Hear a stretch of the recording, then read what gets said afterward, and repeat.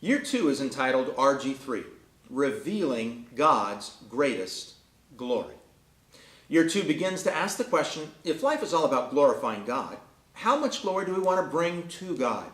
Do we want to bring Him some glory, a lot of glory, tremendous glory, or maximum glory? We assume, coming off of Year 1's material, that they are wanting to glorify God. So we show them how we reveal God's maximum glory. We do this by helping them see their Bibles not as 66 independent books, but as one book.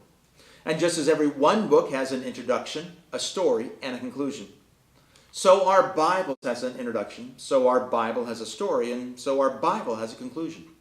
The introduction starts in Genesis chapter 12. Here, God makes a promise, a two-part promise to Abraham.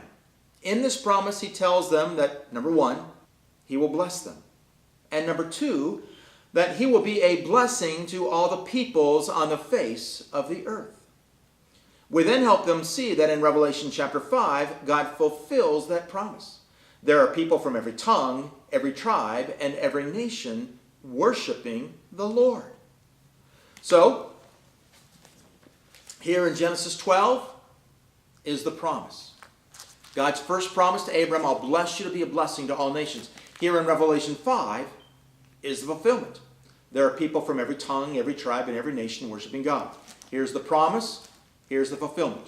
Promise, fulfillment, promise, fulfillment. Everything in between is one story.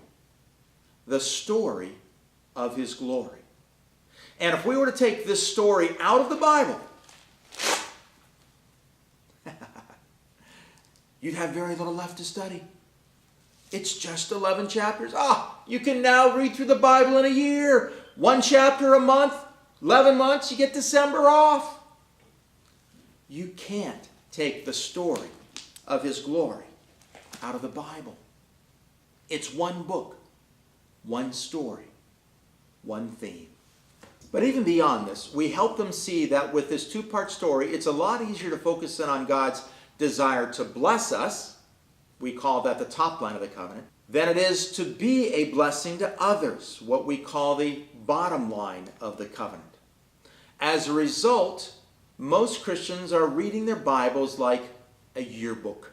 When I got my yearbook in high school, first thing I did was I looked for my picture. When I got my Bible in my freshman year of college, that's the same thing I did. I opened up my Bible and I asked one simple question. Where am I in this? What's God got in this for me? For God so loved Bob Shogan that He gave His only begotten Son, that if I should believe in Him, I should not perish but have everlasting life.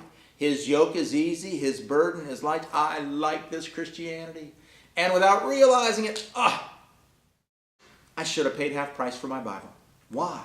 I was only focused on the top line of the covenant. And I passed over the bottom line time and time again. Top line, bottom line. It's a lot easier to focus on the top line of the covenant. Now, here's the key. If they don't know the story of the Bible, and they only know top line lessons, odds are, oh, please hear this, odds are, they are not going to know God's will for their lives. You don't want that.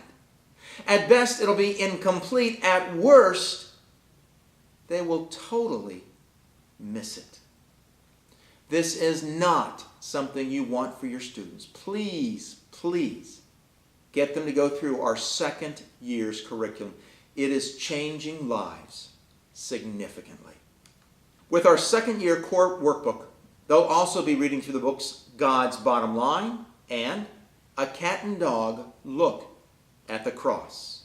In our Bible study section, they'll be going through Palogi lessons. Palogi, P-A-L-O-G-I, stands for Planning a Life of Global Impact. In these lessons, we get them to map out the next 5 to 10 years of their lives, and they write down their own personal vision statement. They'll also pick right back up with the Chris and Sarah stories. You do not want your students to miss this second year's material. Please, please go through year 2.